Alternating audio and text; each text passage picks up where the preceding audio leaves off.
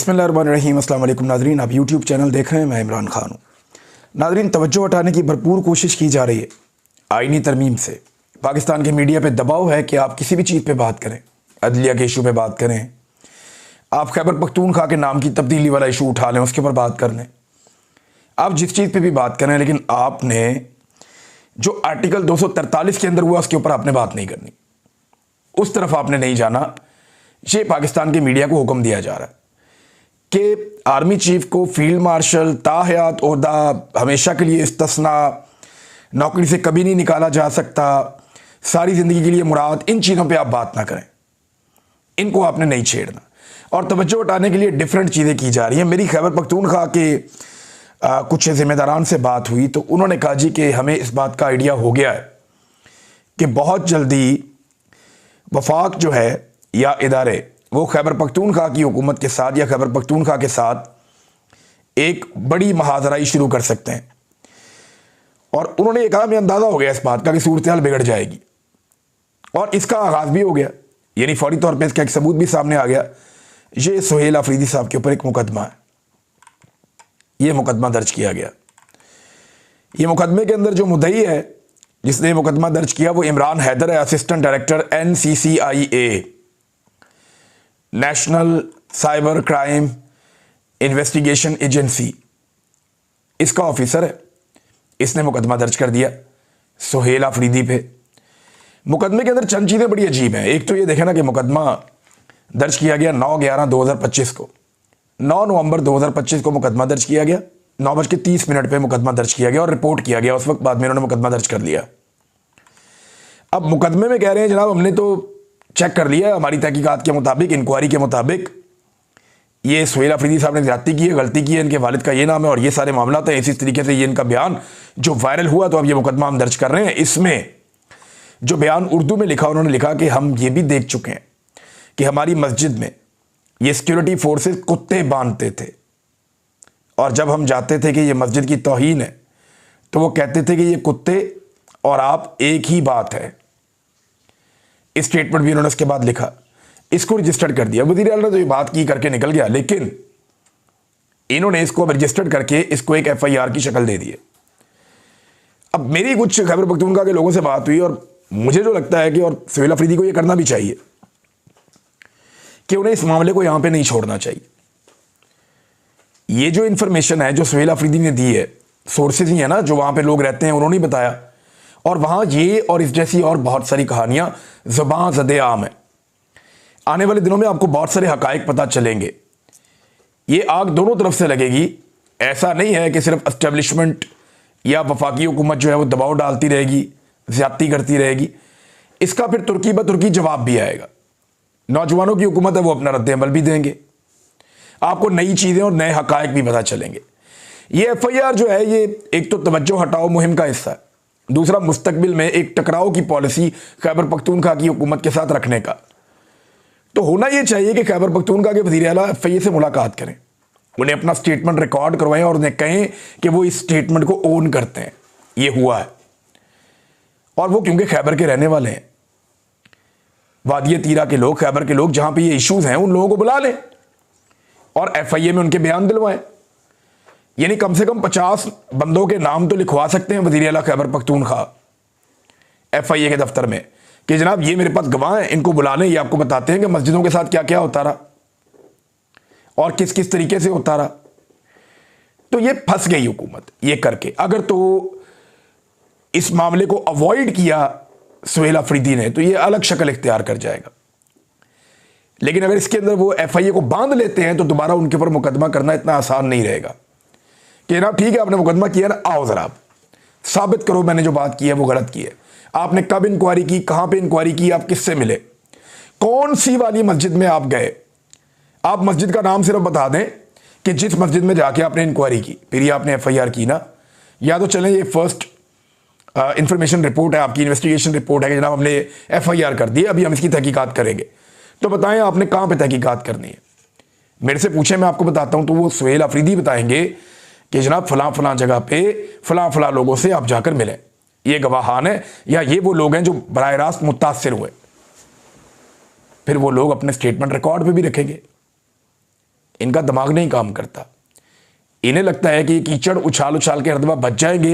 ये डिफरेंट लोग हैं, मिडिल क्लास का आदमी है ना। देखें वो पब्लिक में निकला सुहेल अफरीदी, ये रोजाना कैमरास के जूम बढ़ा के उनके ऊपर लेंसेज लगा के एक बंद इन्वायरमेंट में 20, 25, 50 लोग इकट्ठे करके मरियम नवाज का फोटो ठोक देते थे। अच्छी खासी फोटोगर्दी हो रही थी पंजाब में। लेकिन सुहेल अफरीदी एक बस में जाता है, वहां से उतरता है, बाहर निकलता है, देखता है पब्लिक ही पब्लिक इकट्ठी हो जाती है। मिडिल क्लास आदमी है ना, लोगों के बीच में से आया हुआ है। यह है मिडिल क्लास की ताकत। यही मनाजिर पाकिस्तान की अशराफिया को डराते हैं, पॉलिटिकल पार्टीज को खौफजदा करते हैं। आज लिखने लगा खैबर पख्तूनख्वा का कोई पॉलिटिकल लीडर, मैं कहता हूं वज़ीर आज़म पाकिस्तान पब्लिक में ऐसे निकल कर दिखाए बगैर मैनेज किए। मैंने एक नहीं 3 सोर्सेज से चेक किया, जर्नलिस्ट से भी चेक किया कि मुझे बताएं कि क्या ये तरीके से आए थे, लोग पहले से मौजूद थे, बुलाए गए थे? कुछ नहीं, ये अचानक आया पब्लिक में और ये रद्द-ए-अमल है पब्लिक का। उन्होंने कहा जी आप इसको किसी भी बाजार में खड़ा कर दें पेशावर के, वो जलसागाह बन जाएगी थोड़ी देर में। नौजवान इतना इसके पीछे अब चल रहे हैं सुहेल के। ये मुझे वहां खैबर पख्तूनख्वा के सोर्सेज ने बताया। कोई चीज प्लान नहीं थी। बगैर प्लानिंग के मैं दावा करता हूं कि कौमी हीरो उन्होंने कहा आसिम मुनीर साहब को, चले वही निकल के आ जाए पब्लिक में बगैर प्लानिंग के। चलो नवाज शरीफ को निकालो बगैर प्लानिंग के, मरीम ही निकाल दे, बाहर जाओ, उनका घर है, देखें लोग क्या करते हैं। मरीम नवाज को निकालें, शहबाज शरीफ को निकालें, बिलावल को निकालें, किसी को निकालें, बगैर प्लानिंग के निकालें। अचानक पब्लिक के अंदर लेकर आए, देखें फिर पब्लिक करती क्या है। क्योंकि इस वक्त पब्लिक इनसे नाराज है और दूसरी तरफ मोमेंटम बनता जा रहा है। सुहेल अफरीदी ने कुछ स्टेटमेंट्स भी दिए हैं, इसमें स्टेटमेंट मैं आपके सामने रख देता हूं, फिर मैंने आपको आज एक हलफ भी सुनाना है। सुहेल अफरीदी ने एक बात की, बात बड़ी बारीक है और समझने वाली बात है। उन्होंने कहा कि जब से पाकिस्तान बना है किसी जर्नैल को सजा नहीं हुई, अगर हुई तो अमल दरामद ही नहीं हुआ। पाकिस्तान में आइन और जमहूरियत को पैरों तले रौंद दिया गया है। 27वीं तरमीम 17 सीटों वालों ने पास की है, इसकी कोई हैसियत नहीं है। एक और स्टेटमेंट उन्होंने दिया, मेरे से सवाल हुआ कि मिलिट्री ऑपरेशन क्यों रोक रहे हो। मैंने जवाब दिया कि अल्लाह का एक कानून है, डिवाइन लॉ, सजा और जजा का कानून है एक, इस मुल्क में मौजूद है ना। जब मिलिट्री ऑपरेशन होता है तो सजा और जजा खत्म हो जाती है।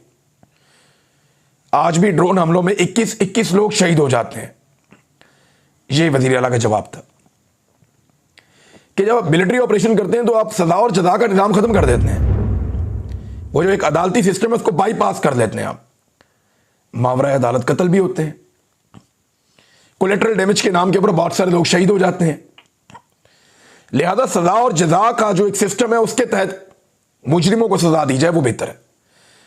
तो वो बड़ा खुलकर आ रहे हैं सुहेल अफरीदी। और अभी 12 नवंबर को एक जरगा आने वाला है, उस जरगे के हवाले से भी ऐसी खबरें आ रही हैं कि बहुत बड़े पैमाने पे लोग तैयारियां कर रहे हैं, उसमें आना चाहते हैं। लेकिन एस्टेब्लिशमेंट लगातार बड़ी पॉलिटिकल पार्टीज के बड़े लीडर्स को मना कर रही है कि आपने इस जरगे को कामयाब नहीं करना। नंबर 1। नंबर 2, 14 तारीख को खैबर पख्तूनख्वा के वजीर आला नौजवानों के साथ ISF के साथ एक बड़ा इवेंट करने जा रहे हैं। याद रखिएगा, ये जो नौजवानों के साथ और ISF के साथ इनकी एंगेजमेंट है ना, ये किसी और लेवल पे है। क्योंकि सुहेल अफरीदी खुद ISF का हिस्सा है, वो इसी तंजीम में से बढ़ के आ गया है।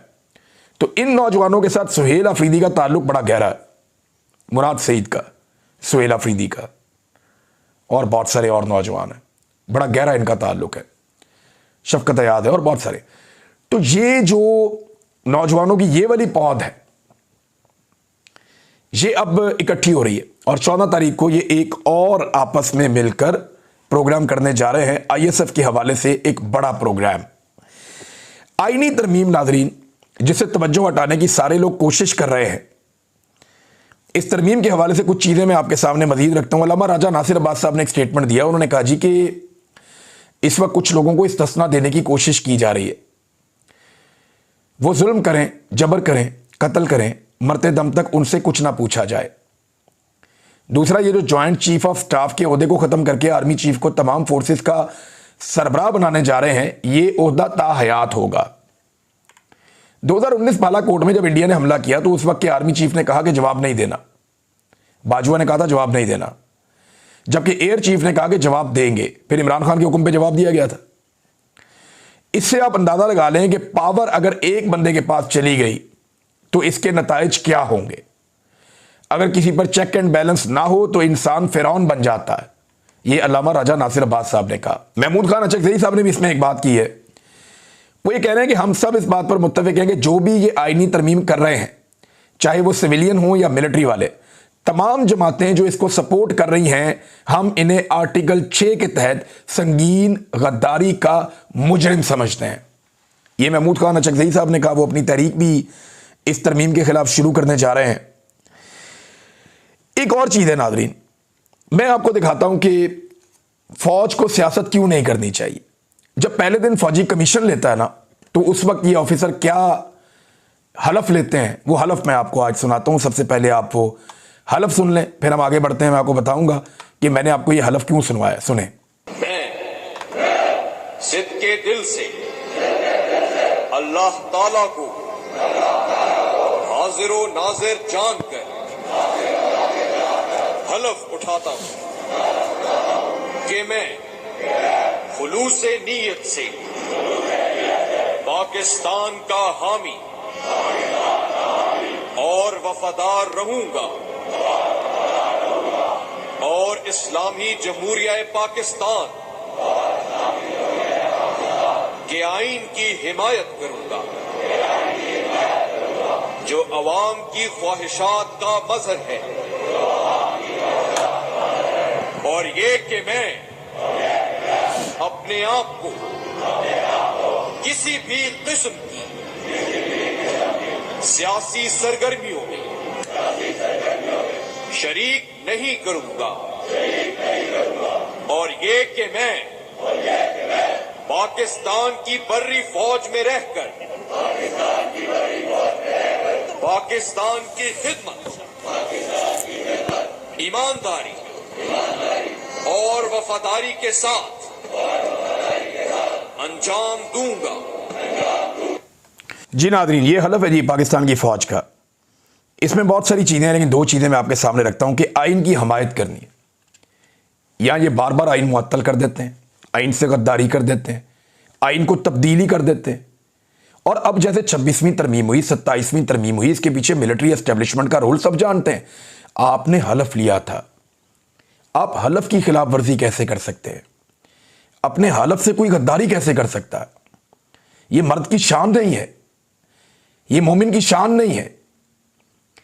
जब इंसान हलफ ले लेता है ना कि मैं ये करूंगा, तो उसके लिए वो अपना सर भी कटवा लेता है कि आपने हलफ लिया हुआ है कि मैं आइन की वफादारी करूंगा, उसकी हमायत करूंगा। कहां की हमायत? बार बार आइन को तब्दील किया, बार बार शख्सियात के लिए आइन को बदला, आइन को मरोड़ा, आइन को तोड़ा, लेकिन इसके बावजूद आज तक एक भी जर्नल अकाउंटेबल नहीं हुआ। सोहेल अफरीदी ने आज यही सवाल उठाया।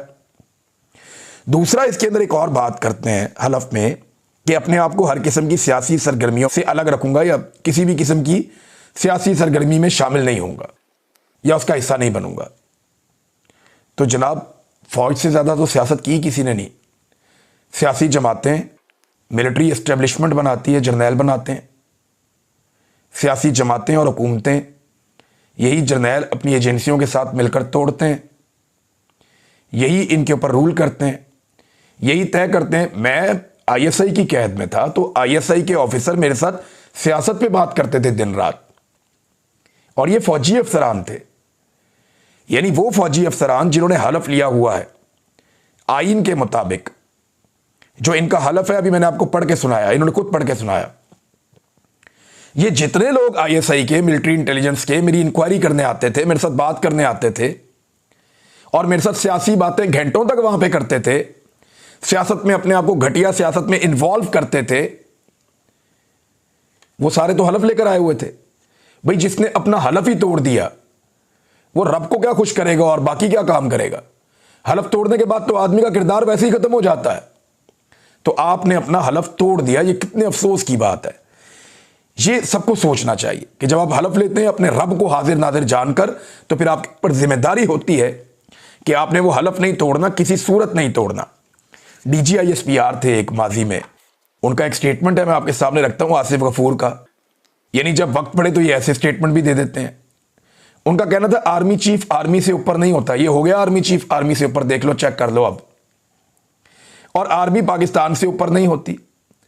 अब पूरे पाकिस्तान को तो इस्तिस्ना नहीं है, आर्मी चीफ को इस्तिस्ना है आपके। तो अगर हमारी सोच ये है कि कोई फर्द, इदारे और कोई इदारा मुल्क से बालातर नहीं है, यानी हम ये कहते हैं कोई फर्द इदारे से बालातर नहीं है, कोई इदारा मुल्क से बालातर नहीं है, तो पाकिस्तान के हालात बहुत बेहतर हो जाएंगे। तो जो आजकल सोच है उसके साथ तो साबिक DGISPR साहब हालात बेहतर होते हुए दिखाई नहीं दे रहे, और ये मुमकिन भी नहीं लगता कि बेहतर हो जाएंगे। फिर नाज़रीन, हुकूमत के लोग एक और बात कर रहे हैं कि क्योंकि कौमी हीरो हैं, फील्ड मार्शल का ओहदा, एक दो और ओहदे वो लेते हैं नाम, तो ये कौमी हीरो हैं तो सारी जिंदगी ये ओहदों के ऊपर रहेंगे, इनको इसलिए इस्तिस्ना दिया जा रहा है। भाई, हीरो किसी के दिल में होता है।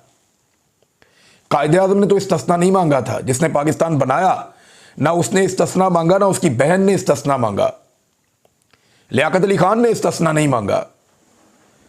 भाई, वो लोग इसके लिए वो दर नहीं गए कि हमें इस्तिस्ना दे दो। शायद वो जिंदा रहते तो जो चीज़ें थी भी आइन में वो निकाल देते, या पाकिस्तान बनने से पहले की वो कहते हैं कि भी कोई ऐसी चीज़ नहीं होनी चाहिए। वो तो बराबरी के लिए आवाज़ उठाते थे, सबके हुकूक के लिए आवाज़ उठाते थे। यहां इस्तिस्ना शामिल कर दिया, और हीरो वो होता है जो लोगों के दिलों में हीरो होता है। इमरान खान पिछले 51 साल से 52 साल से इस कौम का हीरो चल रहा है लगातार, बल्कि अब तो 54 साल हो गए ऑलमोस्ट। 1971 में उन्होंने बतौर क्रिकेट हीरो के कौम के सामने वो आए थे। तो आज लगभग 53-54 साल हो गए हैं, इतने लंबे अरसे से एक आदमी हीरो चल रहा है, इतने लंबे अरसे से वो लोगों के दिलों में वो हीरो है। आज पाकिस्तानी उससे प्यार करते हैं। इमरान खान के बदतरीन मुखालिफिन और उस पर दिन रात कीचड़ उछालने वाले लोग जो गलीज प्रोपेगेंडा करते हैं, वो भी ये कहते हैं कि यार वो 90% मकबूल है, बहुत मकबूल है, अवाम उसके साथ है, ये सब मानते हैं। तो वो लोगों के दिलों के अंदर राज करता है, लोगों के दिलों के अंदर वो हीरो है। तो हीरो बनने के लिए या लोगों के दिलों में मुकाम हासिल करने के लिए आपको इस्तिस्ना, मुराद, पूरी जिंदगी के लिए ताहयात ओहदे, ये नहीं चाहिए होता आपको। डॉक्टर अब्दुल कदीर खान साहब कौम के हीरो हैं, हमेशा रहेंगे। अब्दुल सत्तार ईदी कौम के हीरो हैं, हमेशा रहेंगे। इमरान खान कौम का हीरो है। कायदे आज़म कौम के बहुत बड़े हीरो हैं, बाबा कौम है। अल्लामा इकबाल रहमतुल्लाह अलैह, जिनका कल इकबाल डे था, तो वो कितने बड़े हीरो हैं। यानी एक सदी से ऊपर हो गया उनकी खिदमात, उनकी तालीमात, उनकी तहरीरें, वो आज भी लोगों को याद है। तो जो हीरोज होते हैं ना, वो लोगों के दिलों पे राज करते हैं। उन्हें ये टाइटल्स की ज़रूरत नहीं होती। ये टाइटल्स जो हैं ये कमज़ोर लोगों को चाहिए होते हैं। बड़ी सख्त ज़्यादती की पीपल्स पार्टी ने और PMLN ने मिलकर कि फील्ड मार्शल को अवाम की नज़र में बुज़दिल साबित करने की कोशिश की। इन्होंने साबित किया अवाम की नज़र में कि आपका फील्ड मार्शल बुज़दिल है, वो डर रहा है मुकदमात से, वो भाग रहा है आगे लग के, वो कह रहा है मुझे बचाओ। ये इन्होंने किया फील्ड मार्शल के साथ। एक अच्छी खासी मिथ बनी हुई थी कि जर्नैल दलेर होते हैं आमतौर पे, वो मिथ भी तोड़ दी पकड़ के इन्होंने अपने हाथों से। फील्ड मार्शल को चाहिए कि इन चीज़ों को लात मारें और वो ये कहें कि मुझे ये नहीं चाहिए, ना इस्तिस्ना चाहिए, ना लंबी नौकरी चाहिए, वो ताहयात वाला वाहयात काम भी बंद करो, और ये जो निकालने का तरीका ये सब छोड़ो, मैं फेस करूंगा हर चीज़ को। क्या फ़र्क पड़ता है, सारी दुनिया फेस कर रही है। अगर 90-90 साल की उम्र में लोग जेलों में जा सकते हैं तो क्या प्रॉब्लम है। जनरल अमजद शोएब को भी तो बंद किया गया था ना, तो क्या प्रॉब्लम है, आप भी बर्दाश्त कर सकते हैं। अब ये तासुर जो है ये हुकूमत बना रही है। और देखिए हालात इनके ये हैं कि पीपल्स पार्टी की सेंट्रल एग्जीक्यूटिव कमेटी के इजलास में तरमीम का मुसव्वदा ही नहीं था, ये एतजाज एहसन साहब ने बताया, और उसमें यह कहा गया कि जनाब 243 फौज का अंदरूनी मामला है। भाई कौन सा अंदरूनी मामला है जिसमें पूरी जिंदगी का इस्तिस्ना मिल गया, और एक आईनी अदालत बनने जा रही है। आप कह रहे हैं फौज का अंदरूनी मामला है, आपने पाकिस्तान के सिपा सलार को बुज़दिली का ठप्पा लगा दिया उनके ऊपर, यह अंदरूनी मामला है फौज का। हद हो गई वैसे, बल्कि आईन के अंदर निकल दिया ताकि सनद रहे और बवक्त ज़रूरत काम आए कि जनाब हमारा सिपा सलार दलेर नहीं है, ये इन्होंने कहा। अब तक के लिए इतना ही, अपना ख्याल रखिएगा, अपने इस चैनल का भी। अल्लाह हाफिज़।